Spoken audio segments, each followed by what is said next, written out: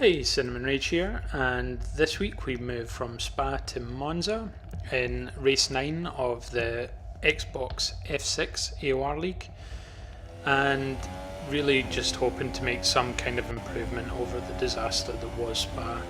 Obviously in Spa, if you'd watched the video, it was wet and someone unfortunately just had one of those moments, and the end result was I lost a wheel, which was unfortunate. Just one of those things, I guess, with wet conditions. But this week, really looking to just have a much better run and actually try and reclaim some points. With taking a week off and then with obviously getting no points in Spa, I've been kind of dropping down the league quite quickly. So I was really just hoping to make a bit of time up. Not going to do it by taking as much of the curb as that and having the car step out on me. And as you'll see, I don't particularly do this second part of the Lesmos very well, so yeah, the first run wasn't really the best, but yeah, I guess it's one of those things I've got a wee bit used to saying, like, it was okay, but it wasn't that great. So just hopefully more practice, and that means I'll say it less often in the future. But regardless, it was a run that got me still quite far up the table. But definitely 100% need a better second hot lap. I've been doing quite a bit of practice and I was prone to corner cutting a wee bit. It's just so easy to do here, especially in the fast chicanes. So the first lap I always try and rein it in just a wee bit, just so that I can at least get time on the board. Yeah, you don't want to be at the very back of the pack. And then in the second lap I'll always push a wee bit harder as well. So I thought I'd gone through the first sector okay, but got a wee bit overconfident, put the power down too early and kicked the back end out, and that obviously just kind of has cost me 2/10 on my average first lap. So that wasn't ideal, but I get a much better run through the second set of chicane, and that's a 5/10 swing, which you obviously can't complain about, but it does give you that wee moment of what if. Even a better run through the Lesmos as well. So yeah, still at this point 4.5 up, coming up to the scary chicane. I always find that quite difficult to say. And I get a good run here as well, taking as much curb as I can get away with without actually having the game invalidate the lap. And it does get me at this point over 5/10. So a much better second and third sector, and even into first sector as well. It's just that first corner that just kind of messed me up a wee bit. I'm a wee bit overly cautious in the Parabolica, but I do make a wee bit of time up at the end again. So still, grand scheme of things, I end up more than 5/10 up on that lap. And at the time that was a purple last sector. So it's good enough to get me third. Mighty Dillon was a 20.6. I was only 500ths or so away from edited, but VX Guillermo on the softs, the only driver to do it, I believe, in 4th place, and you can see there Josuke, my teammate, in 13th. I think he had a wee bad second lap, so unfortunately didn't get a chance to improve. But onto the race. The race was also going to be dry, which is why I managed to use quite a fast setup, a 1-3 for qualifying and for the race as well. So the goal here was just to get as much straight line speed as possible and go for the one stop super soft onto softs, which does push the tyre wear, but I think it is quicker overall than doing the mediums. So off the line I get an okay-ish start for me. I move to the right just to give myself extra room for braking, which as you can see I definitely needed. Just so that I didn't go into the back of Fawn and ruin both mine and his race. Did see a wee bit of carbon fibre going past, and it was actually Guillermo got hit by Klaus, and I've got his footage here from the start of the race. So looking at it, you can see me just on his just his left and slightly in front in 3rd place, but Klaus does get an amazing start, but I think he goes for the gap between us, and he bumps off Guillermo, and yeah, just sort of swings back. So at that point I start to move over, and then Klaus just swings back again. I don't know if, from his footage, he was looking behind him at the time, so I think he may have just lost his position. You can actually see a wee bit of what happened as well behind me, just to get an idea of how close it came to taking out the back of my car by looking at what happens in my wing mirrors. Obviously my gears and my rev counter are going to get in the way a wee bit, but you can see he appears and that's the point where he goes into the side of Guillermo and then, I don't know, loses it or something, but Guillermo gets incredibly close to sliding into the back of my car, but he got red wing damage and I think he ended up at the back of the grid after an early pit stop. So yeah, that was a real shame. But yeah, it just goes to show, I just don't think you should be taking that many chances into the first corner of a section of Monza like that. It just doesn't make sense, to be honest. Trying to slot yourself into a gap that's really not there, it's just going to cost you and it's going to cost others as well.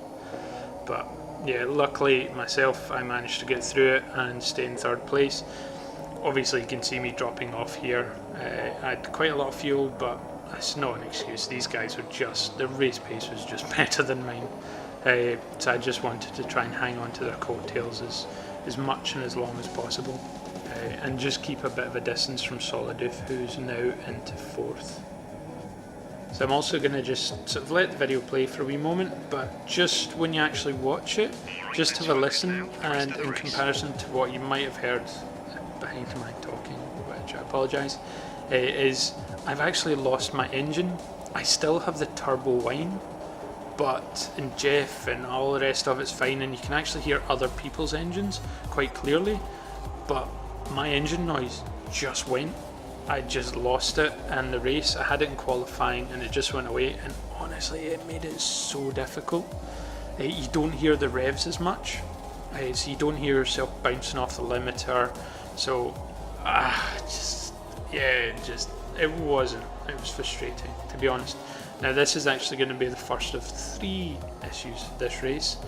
So in this case, first one is, well, yeah, no sound. So you'll actually see sometimes out of slow corners I tend to over rev the car, and it's just because I'm not getting that audio prompt to just say change gear, because you don't tend to be looking down your right hand corner when you're coming out of a very tight corner to see what your rev limiter is doing.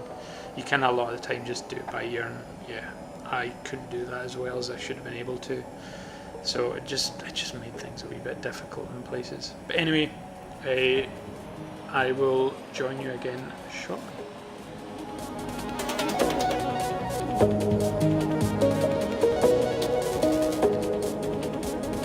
DRS is now enabled and will be available to use when you are within 1 second of the car ahead in the DRS zone.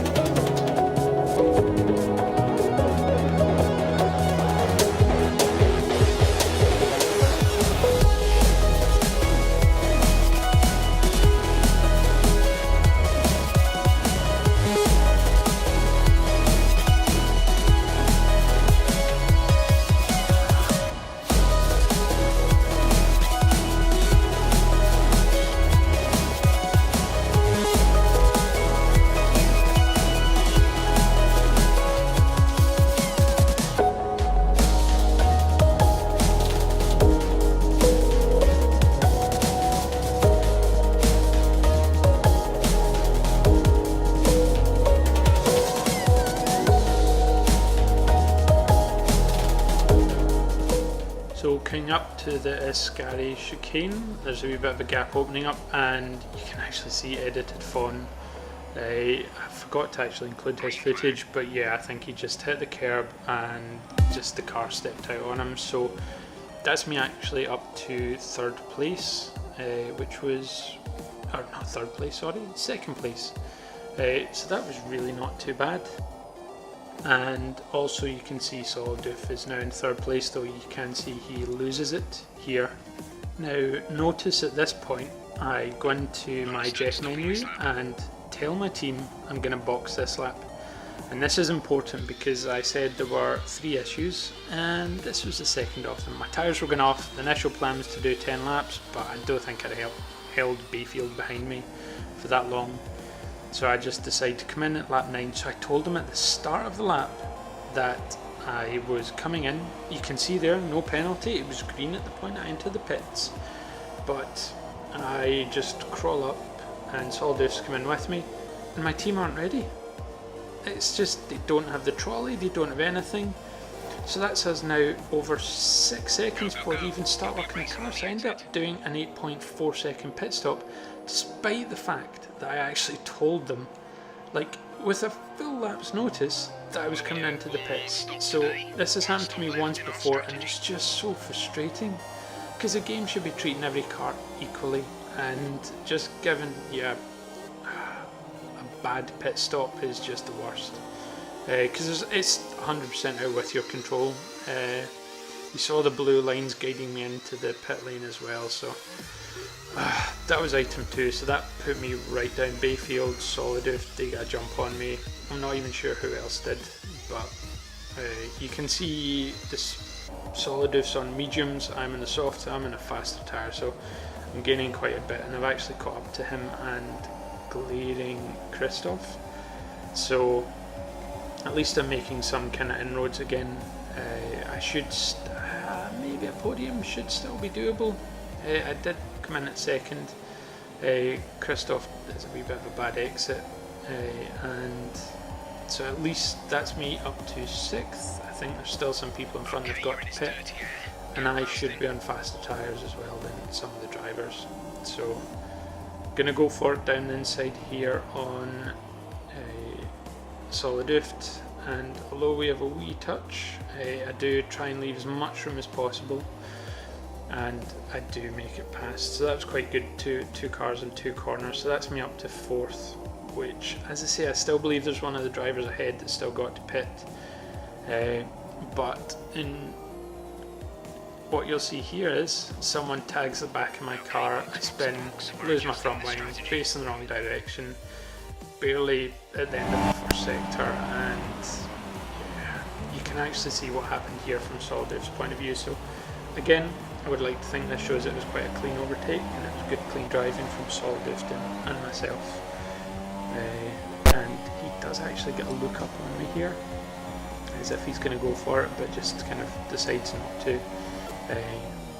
And yep, we lock up, but Prelix comes in like at a crazy speed. He tried to avoid the back of somebody further down that had braked early, and had sort of swerve out the way when they brake swirly, hit the grass, and once you hit the grass you've got no control, so he came in at a speed that I just was not expecting. So that was my race essentially done, and you'll actually see here it probably could have been worse on a track that wasn't as high speed as Monza, but that's Klaus up behind me now, and I don't go into rich, I stay in standard, I keep to the left to let everyone go past.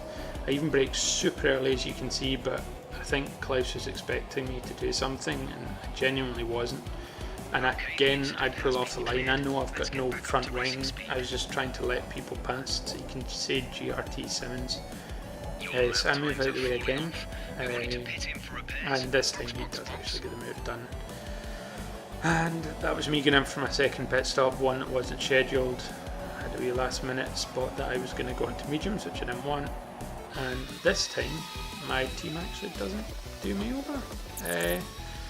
Although obviously same pit length as before, even last time I needed a wing change, but that's me down to 12th, and there's Guillermo in 13th, although he is on he's on the super soft. Jake gets out of my way, even though he totally didn't need to, though I do appreciate it, and because it was actually for position.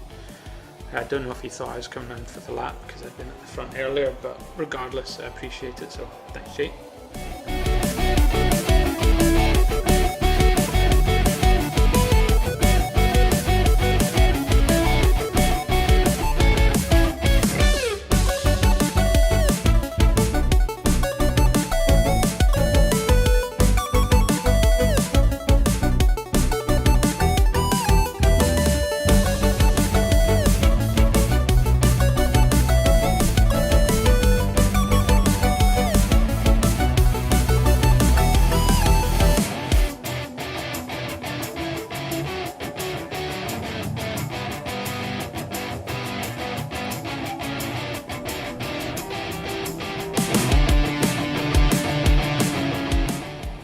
So nothing much happens for the next wee while after I get this move done, which again, I was trying to give lots of room. I have tried to be really fair in the league. So we're going to cut on to lap 24, and just looking here at the time difference. So this was about 24, but it's 10 and a bit seconds, which is... and I'm just basically cutting here where you see the time difference changing, as I'm pushing quite hard by this point. I'm not taking a massive amount out of Bayfield. It is coming down, but you're seeing it more in the region of tenths rather than seconds, although there are occasional jumps for every sector. But we're getting on now in laps. I'm getting it down to like late threes. Bayfield's jumped Markle. But at this point I was just really pushing to get within 3 seconds because I figured there's a good chance you've got corner cutting.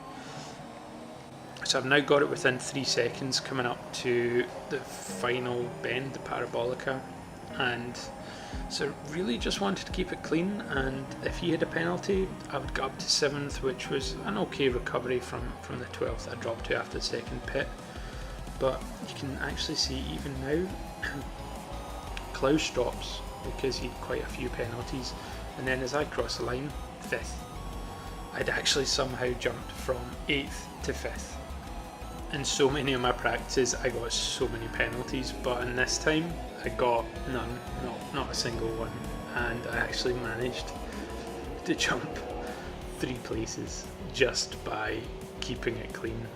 I think Markle had 6, and then Bayfield and Klaus had 13 and 16. Can't remember who had what, but yeah, that just meant that I think Klaus might have had 16 and Bayfield 13. So yeah, that was, it kind of lightened my mood after all other incidents that were happening. So yeah, pretty happy with that in the end. So there you can see, yeah, 13 and 16. So I'm not unhappy with that at all. And the end of the day, still, I think I was on for second. You can see Solidus finished second, and I was in front of him. I'd just overtaken him just at the point where I was taken out. So yeah, that just shows you how many corner cutting warnings and that there were. I think, did I just have one? Yeah. So yeah, it just shows you keep a clean race, and not something I usually do, but it can make quite a difference. So again, sad to throw away yet another podium, but 5th from 12th with about 20 laps to go, not unhappy with. Anyway, if you like this, please like and subscribe, and I will catch you next week at Singapore. Not a favourite track, but yeah, I'm sure it's not a favourite track for many people. So cheers guys.